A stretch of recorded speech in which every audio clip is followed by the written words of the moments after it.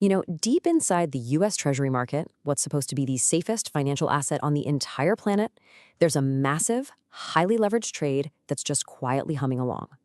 It's a strategy that, believe it or not, helps the market function day to day. But it's also the one that has regulators terrified could trigger the next big financial crisis. So, just how big are we talking? Well, take a look at this number $1.85 trillion. That's the estimated size of the positions hedge funds are holding in US Treasuries, mostly run out of the Cayman Islands, all to power this one specific type of trade. And get this, that number has more than doubled in just the last couple of years. It's huge. And look, this isn't some fringe theory I'm talking about. That's a direct quote, a warning from Federal Reserve Governor Lisa Cook. When a top regulator says a specific trade could magnify instability, that's code for the people in charge are getting really, really worried about what happens when the music stops. Okay, so let's peel back the layers here. What exactly is this massive shadow trade? And how in the world did it get so big without most people even hearing about it? Well, at its heart, the basis trade is a form of arbitrage. Now, the traders doing this aren't betting on whether interest rates are going to go up or down. Nope. Instead, they're exploiting these teeny tiny price differences between an actual treasury bond you can hold in your hand and a futures contract that promises to deliver that same bond down the road. What's so fascinating is how mechanically simple this all is, even though the scale is just immense.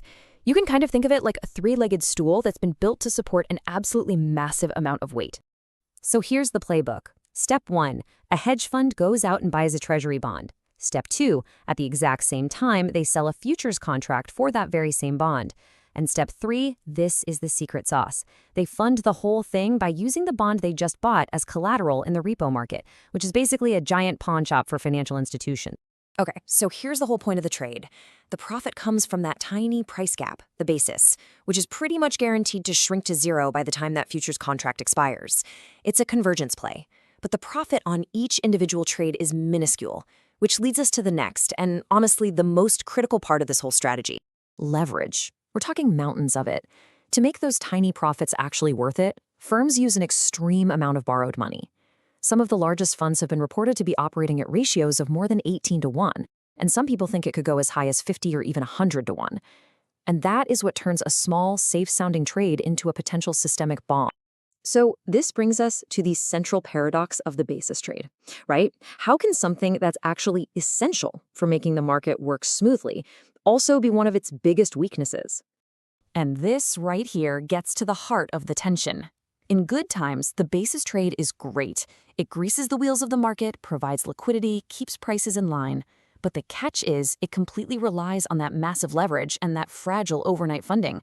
So during times of stress, this whole setup becomes a fragility multiplier, able to turn a small shock into a full-blown market meltdown.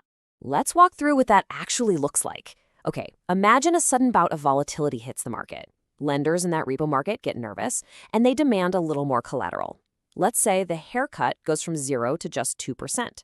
Well, on $1.85 trillion, that tiny change triggers an immediate $37 billion margin call.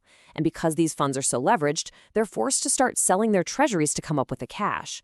We could be talking about over $370 billion in forced sales, sparking a fire sale in the one asset that's supposed to be the safest place on Earth.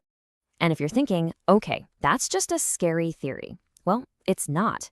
We have a very recent, very real-world example of this exact thing happening: the market chaos back in March of 2020. So at the start of the pandemic, this dash for cash caused panic. That price gap, the basis, it suddenly blew out, just exploded, causing huge losses for these funds. That triggered margin calls, which forced them to dump their treasury holdings into an already crashing market, which just poured gasoline on the fire. It got so bad that the Federal Reserve had to step in with trillions of dollars just to prevent a total meltdown of the financial system. So that brings us to today, because the basis trade didn't go away after 2020. Oh no, it came roaring back, and it's now bigger and more concentrated than ever before. So the question is, what are we doing to protect the system this time around? And I mean, the growth has just been insane. The repo borrowing that fuels these trades has exploded, hitting a record $2.5 trillion by the end of 2024. To put that in perspective, that's more than double where it was just 2 years earlier. The scale of this potential weak point has just grown enormously. Now, the good news is regulators aren't just sitting on their hands. The Fed has created something called a standing repo facility to act as a permanent emergency lender. New SEC rules are forcing more trades to go through central clearinghouses to give everyone more transparency. And there are even new ideas floating around for more targeted Fed tools that could stabilize this specific trade in a crisis without having to, buy up the entire market. Which all leads to the one big question. The system's shock absorbers are definitely stronger now, but the vehicle they're attached to is so much bigger.